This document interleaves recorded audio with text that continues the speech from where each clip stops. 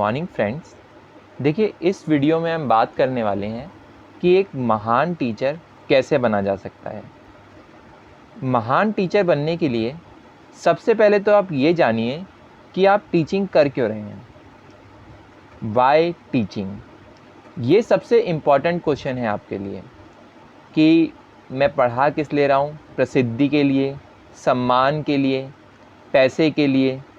अब देखिए, जो भी इसका कारण है वो आप अपने पास लिख कर रख लीजिए और उससे आपको ये मालूम रहेगा कि मैं टीचिंग किस लिए करना चाहता हूँ। अब देखिए, अगर आप ये चाहते हैं कि मैं सम्मान, प्रसिद्धि या फिर रिस्पेक्ट के लिए लोगों को पढ़ाऊँ, तब तो ठीक है, तब तो आपको बहुत ज़्यादा मेहनत करनी ही करनी पड़ेगी और अपनी सब्जेक्ट नॉलेज को और अपने स्टूडेंट के लिए लगाव को, इन सब चीज़ों को आपको मेंटेन रखना पड़ेगा और बहुत ज़्यादा हद तक बढ़ाना पड़ेगा। लेकिन अगर आप ये चाहते हैं कि टीचिंग से आप पैसा कमाएं, देखिए तब भी ज्ञान, क्योंकि ज्ञान पैसे को खींचता है, इसीलिए आपको अपने ज्ञान पर काम करना पड़ेगा और हर हालत में करना पड़ेगा। देखिए, अगर आप ये जानना चाहते हैं कि एक अच्छे टीचर के गुण क्या होते हैं, तो इस वीडियो को ज़रा देख लीजिएगा और इस वीडियो में शुरुआत से लेकर 6 मिनट तक और उसके बाद 9 मिनट से लेकर 10 मिनट 40 सेकंड तक आप लोग इस वीडियो को देख लीजिए और वो उस वीडियो में जो भी बताया गया है आप उसको अपने पास लिख कर रख लीजिए और रोज़ 5 मिनट इसे देखिए, क्योंकि ये वो सारे गुण हैं जो कि एक टीचर को अपने अंदर डेवलप कर लेने चाहिए। और जिस दिन एक टीचर अपने अंदर ये सारे गुण डेवलप कर लेगा, उस दिन उसे एक महान टीचर बनने से कोई नहीं रोक सकता। दूसरी वीडियो जो है वो है what makes a good teacher great. देखिए, इस वीडियो को जिन्होंने बनाया है उन्होंने पहले 26,000 क्वेश्चन लोगों से पूछे हैं और बहुत सारे क्वेश्चन जिसके अंदर से बच्चों से भी थे कि एक महान टीचर के अंदर या फिर एक अच्छे टीचर के अंदर, जो कि एक टीचर अच्छे से महान बन गया, उस टीचर के अंदर क्या क्या गुण आप लोग देखते हैं और क्या क्या गुण उसके अंदर होने चाहिए। अब देखिए, कोई भी ज्ञान जो है बिना एप्लीकेशन के बेकार है, तो इसीलिए यहाँ पर मैं इग्नू की बुक से कुछ एक स्टोरीज़ लेकर आया हूँ, जिस स्टोरीज़ के अंदर ये बताया गया है कि कैसे एक टीचर ने जो प्रॉब्लम्स आई उन प्रॉब्लम्स का सॉल्यूशन निकाला।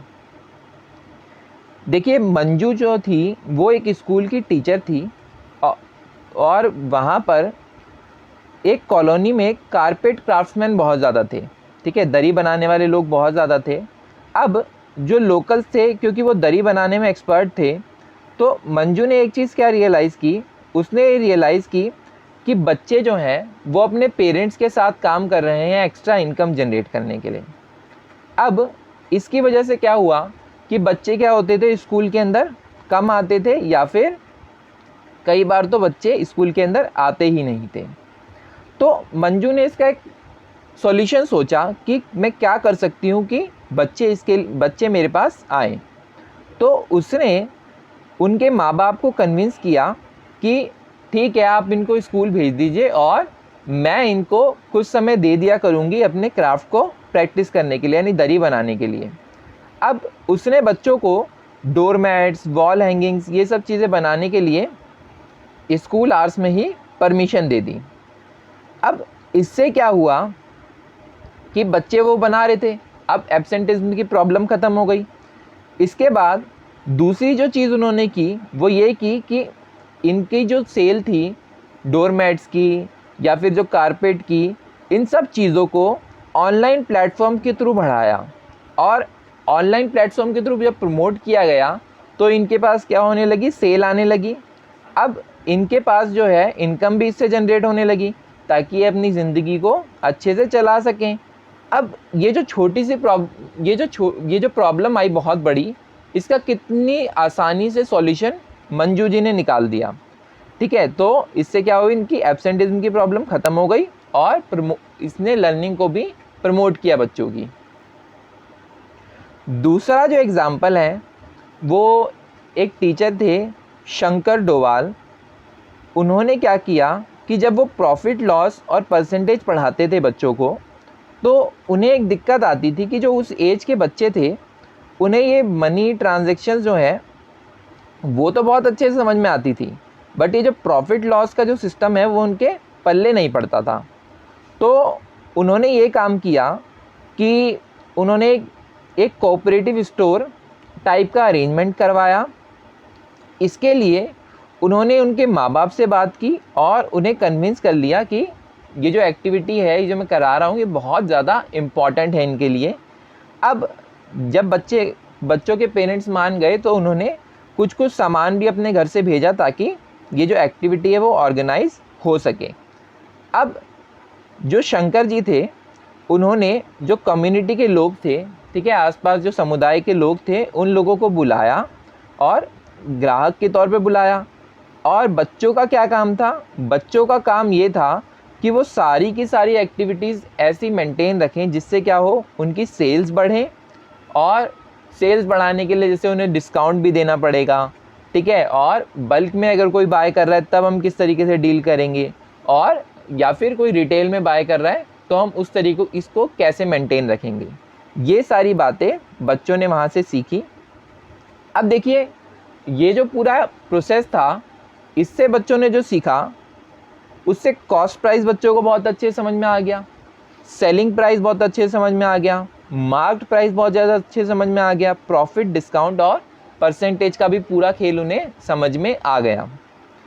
इससे बच्चे जो हैं उस कॉन्सेप्ट को कभी भी भूल नहीं सकते। अगला जो एग्ज़ाम्पल है वो मिस्टर तोमर जी का है। उनकी क्लास में कुछ बहुत ज़्यादा टैलेंटेड बच्चे थे जिन्हें एक्स्ट्रा टाइम चाहिए था प्रैक्टिस करने के लिए ताकि वो अपनी स्किल्स को और भी ज़्यादा इम्प्रूव कर सकें। अब वो जब अथॉरिटीज़ से बात करते थे कि थोड़ा सा फ्लेक्सिबल स्पेस दिया जाए, थोड़ा सा फ्लेक्सिबल टाइम हो कि मतलब हम इस स्टूडेंट के साथ इंटरेक्ट कर सकें, बात कर सकें, उनके साथ मिलकर कुछ सॉल्यूशन निकाल सकें, तो अथॉरिटीज़ थोड़ा सा डिनाई कर रही थी। तो उन्होंने क्या किया, उन्होंने ये प्रपोज़ किया कि हम लोग जो है हम चाहें तो स्कूल ब्रेक के बाद बच्चों को रोक सकते हैं और उसमें हम स्कूल ब्रेक के टाइम क्या कर सकते हैं, बच्चों को ये एक्टिविटीज़ करा सकते हैं। तो तोमर जी की ये बात मान ली गई और बच्चों ने जो है स्कूल ब्रेक्स में काम करना शुरू कर दिया। उसने अथॉरिटीज़ को इस चीज़ के लिए भी कन्विंस कर लिया कि जो बच्चे स्पोर्ट्स में हैं वो थोड़ा सा लेट आ सकते हैं और जो गर्ल्स किसी घर के काम के कारण अपनी पढ़ाई आधी कर पाई या फिर वो लेट आ पाई, ये सब चीज़ें हुई, या फिर वो किसी कारण से आ ही नहीं पाई, तो उसके लिए हम क्या कर सकें, उस पे एक्स्ट्रा ध्यान दें और उसकी जो लर्निंग डिफ़िकल्टीज़ हैं उनको दूर करें विद इन मंथ्स। अब देखिए, कुछ एक महीने के अंदर ही क्या हुआ कि जो स्कूल इंस्पेक्टर्स थे उन्होंने ये पाया कि जो बच्चों के अंदर सिग्निफिकेंट इम्प्रूवमेंट आया है, बच्चों के अंदर बहुत ज़्यादा इम्प्रूवमेंट आ गया है और उनके एटीट्यूड में चेंज हुआ है स्कूल के प्रति। ठीक है, तो अब क्या है, बच्चे मन से स्कूल आने लगे हैं और यही हमारा अल्टीमेट गोल है कि जो लर्निंग है वो क्या हो जाए, फ़न हो जाए, लर्निंग जो है अच्छी हो जाए। अब एक और एग्जांपल देख लेते हैं। नीना, जो कि एक रूरल स्कूल की टीचर थी, गांव के एक स्कूल की टीचर थी। उनके पास ये रिस्पॉन्सिबिलिटी थी कि वो एक बहुत सारे नंबर ऑफ़ स्टूडेंट्स को पढ़ाएं एक बड़ी क्लास के अंदर। ठीक है, तो अब यहाँ पर क्या था, बहुत सारे स्टूडेंट थे और एक क्लास के अंदर पढ़ाना था। तो अब उनको ये एक दिक्कत रहती थी हमेशा कि वो किस तरीके से अपना बेस्ट से बेस्ट उन बच्चों को दे सकें। Being a teacher, it is a responsibility to look after child's progress and provide age appropriate experiences। अब देखिए, यहाँ पर क्या था, उन्हें एज अप्रोप्रिएट एक्सपीरियंसेस देने थे। भाई अलग अलग क्लास के बच्चे अगर एक क्लास के अंदर बैठे हैं तो उन्हें तो क्या करना है, उन्हें सबके अकॉर्डिंगली काम करना पड़ेगा कि जो छोटे बच्चे हैं उनको उसके उनके लेवल के हिसाब से काम दे, या और जो बड़े बच्चे हैं उनको उनके लेवल के हिसाब से काम दे। Most of the students in Nina's school do not have books and other study material. अब नीना के स्कूल के अंदर जो बच्चे थे उनमें से ज़्यादातर बच्चों के पास ना तो किताबें थी और ना ही कोई दूसरा पढ़ने का मटेरियल था। अब ऐसे में क्या होता है कि ऑलमोस्ट हर एक टीचर क्या होता है, हार मान लेता है कि भाई अगर ये परेशानियां हैं तो मैं क्या करूँगा। लेकिन देखिए वो टीचर जो कि टीचिंग जिसके खून में है, और वो टीचर जो कि एक अच्छा टीचर बनना चाहता है और हमेशा बने रहना चाहता है, तो वो इन सब परेशानियों से आगे निकलने की कोशिश करता है। तो नीना ने क्या किया, उन्होंने अपने स्टूडेंट्स को ही हथियार बनाया कि वो अपनी लर्निंग के लिए खुद जिम्मेदार बने। ठीक है, तो ये देखते कैसे उन्होंने किया। She prepared small educational place. उन्होंने क्या किया, छोटे छोटे नाटक तैयार किए वेरियस टॉपिक्स पे, जैसे कि सोशल साइंस के।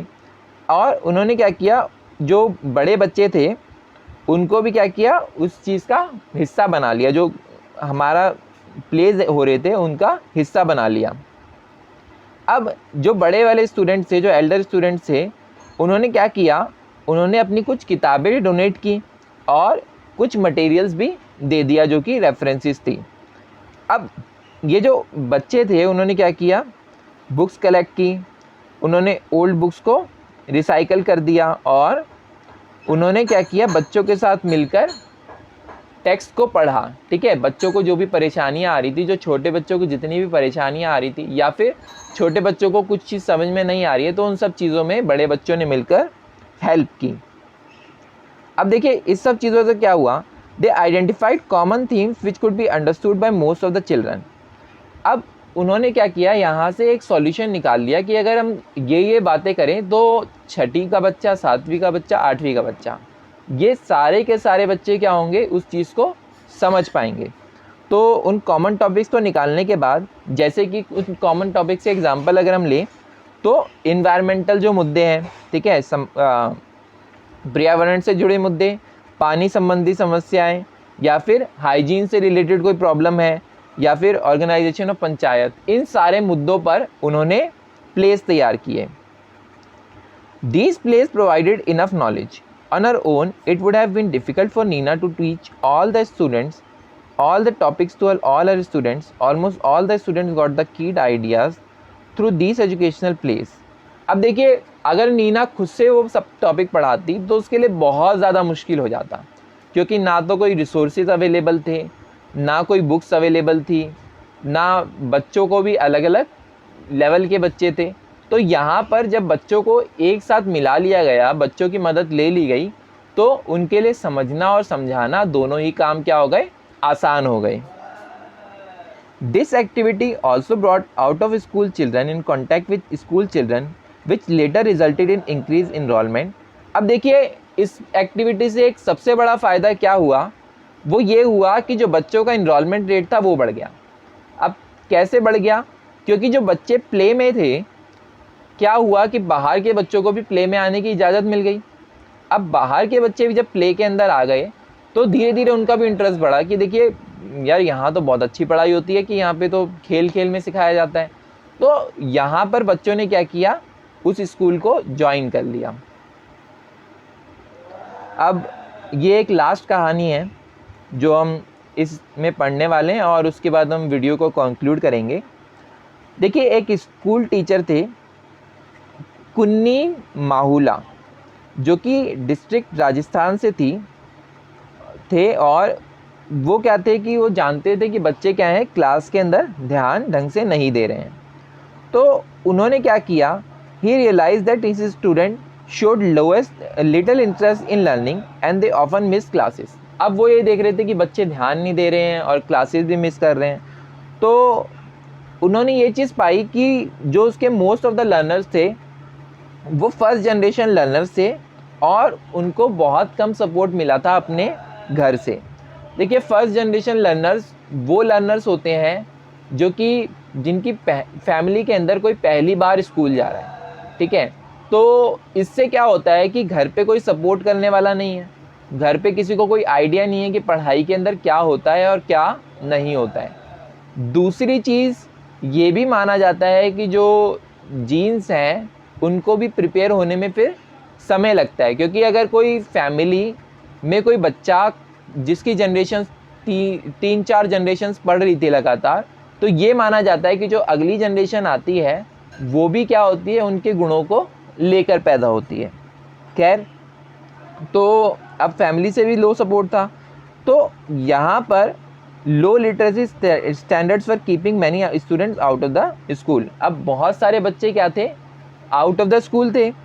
अब in such a situation it was difficult for Kunni to retain students interest in studies. अब ये उनके लिए बहुत मुश्किल हो गया कि वो किस तरीके से स्टूडेंट्स के इंटरेस्ट को मेंटेन रखें। कुन्नी had also realized that reading text from the textbooks would not excite his students। अब वो ये जानते थे कि अगर वो बुक से केवल टेक्स्ट रीड कर देंगे तो बच्चों को ये चीज़ें एक्साइट नहीं करेंगी, बच्चे लर्निंग में ज़्यादा इंटरेस्ट नहीं लेंगे, तो उन्हें कुछ ना कुछ और तैयार करना था। तो उन्होंने क्या किया, उन्होंने एक इनोवेटिव आइडिया सोचा। वहाँ जहाँ पर वो गांव था उस जगह पर पपेट्री बहुत ज़्यादा फेमस थी, ठीक है। तो पपेट का जो खेल बहुत ज़्यादा फेमस था वहाँ पर, तो सोशल स्टडीज़ पढ़ाने के लिए उन्होंने इसका प्रयोग किया। उन्होंने डायलॉग तैयार किए 2 पपेट के बीच में, ठीक है, 2 पुतली के बीच में उन्होंने क्या किया, 2 डायलॉग तैयार कर लिए। क्या करने के लिए, लैंग्वेज और सोशल साइंस सिखाने के लिए। अब उन्होंने क्या किया, लोकली डायलैक्ट ले लिया कि जो उनकी आम बोलचाल की भाषा थी गांव में, उसका प्रयोग किया। अब जो लोग स्कूल छोड़ भी चुके थे कि भाई स्कूल जाने का तो कोई फ़ायदा नहीं है, उन लोगों तक ने भी स्कूल ज्वाइन करना शुरू कर दिया, उन बच्चों ने भी स्कूल ज्वाइन करना शुरू कर दिया। इवन जो वो पढ़ाते थे वो एडल्ट में भी बहुत ज़्यादा फेमस हो गया, तो बड़े लोग भी वहाँ पे जाके उसे देखने लगे, उनको पढ़ाते हुए देखने लगे। अब जो कुन्नी की डेडिकेशन और रिसोर्सफुलनेस थी, उन्होंने क्या किया कि जैसा कि हम पहले बता चुके हैं, बच्चों को और बड़ों को दोनों को एक्साइट किया, और जो उनकी बियॉन्ड द क्लासरूम जाने की अप्रोच थी, उसने क्या किया, पूरी की पूरी कम्युनिटी को शिक्षित कर दिया, पूरी की पूरी कम्युनिटी को कुछ ना कुछ सिखा दिया। अब देखिए, यहाँ पर आपने जितनी भी स्टोरीज सुनी, उन सारी की सारी स्टोरीज़ के अंदर एक चीज़ कॉमन थी। वो सारी की सारी स्टोरीज़ क्या थी, वो बच्चों पे केंद्रित थी। हर एक स्टोरी ये चाहती थी कि वो किस तरीके से बच्चे अपना ज्ञान का निर्माण खुद कर लें, किस तरीके से बच्चे अपनी नॉलेज को खुद इन्हेंस कर लें। भले ही तरीका टीचर सोच सकता है, पर बच्चों का जो पार्टिसिपेशन है वो इसके अंदर मैक्सिमम था। तो एक बार ये आप पढ़ सकते हैं, ये कुछ आर्टिकल टाइप मैंने लिखा है, तो इसको पढ़ने के बाद मुझे लगता है कि आपको कंस्ट्रक्टिविज़म, जो कि मैं ज्ञान का निर्माण करने की बात कर रहा हूँ, ये वाली बात आपको कुछ हद तक मालूम चल जाएगी। और दूसरी चीज़ आपको ये भी जान लेनी है कि एक टीचर जो है वो कभी भी सर्वज्ञ नहीं हो सकता, तो इसीलिए आपको हमेशा सीखते हुए रहना है। और दूसरी चीज़ ये भी है कि अगर आपको कोई क्वेश्चन का आंसर नहीं आता है क्लास के अंदर, तो उसके लिए आप ये कीजिए कि उसका आंसर उस समय देने के बजाय आप थोड़ा सा स्टूडेंट को रोक दीजिए कि इसका आंसर मैं आपको बाद में बताऊंगा या बाद में बताऊंगी। चलिए एक चीज़ के बारे में और बात कर लेते हैं। देखिए, ये चैनल है ज्योति मिश्रा साहिबा का, और अगर आपको वो चीज़ें सीखनी है जिसके द्वारा एक टीचर पढ़ाना सीख सकता है, जिसके द्वारा एक टीचर इनोवेटिव आइडियाज़ ला सकता है पढ़ाने के लिए, जिसके द्वारा एक टीचर अपने पढ़ाने की स्किल्स को इम्प्रूव कर सकता है, तो इस चैनल की कोई काट नहीं है। अब देखिए, मैंने ये जो बात की कि इस चैनल पे क्यों जाना चाहिए, तो आप लोग क्योंकि पहले पढ़ के आ चुके हैं और पढ़ाने के लिए तैयारी कर रहे हैं, तो इसका मतलब आपके पास ज्ञान तो है, पर सोचिए, अगर ज्ञान होने के साथ साथ अगर आपको ज्ञान देना भी आता हो, तब आप खुद सोचिए कि आपकी टीचिंग पर कितना इफ़ेक्ट पड़ेगा। भाई, एक ऐसा पर्सन जिसके पास ज्ञान है भी और ज्ञान देना भी आता है, तो आप बताइए क्या उसकी पूजा नहीं होगी? वो जहाँ जाएगा वो इंसान हर जगह पूजा जाएगा। देखिए, ज्ञान होना सबसे पहले हमने क्यों बात की ज़रूरी है, क्योंकि हम किसी को कुछ गलत नहीं पढ़ा सकते। गलत पढ़ाने से अच्छा है ना पढ़ाना। पर इसका मतलब ये भी नहीं है कि आप केवल बाँच कर आ जाएं और बच्चा उसको याद कर ले। आपको इनोवेटिव आइडियाज़ लाते आना चाहिए और बच्चों को अपनी क्लासरूम के अंदर सम्मिलित करना आना चाहिए, ताकि उनके ज्ञान का निर्माण बहुत अच्छे से हो सके। और एक महान टीचर की एक सबसे बड़ी खासियत ही यही है कि वो जो इंसान के अंदर है उसको बाहर निकालने की कोशिश करता है। वो अपने ज्ञान को ज़बरदस्ती दूसरों पर थोपता नहीं है। आपने मुझे इतना समय दिया, थैंक यू वेरी मच।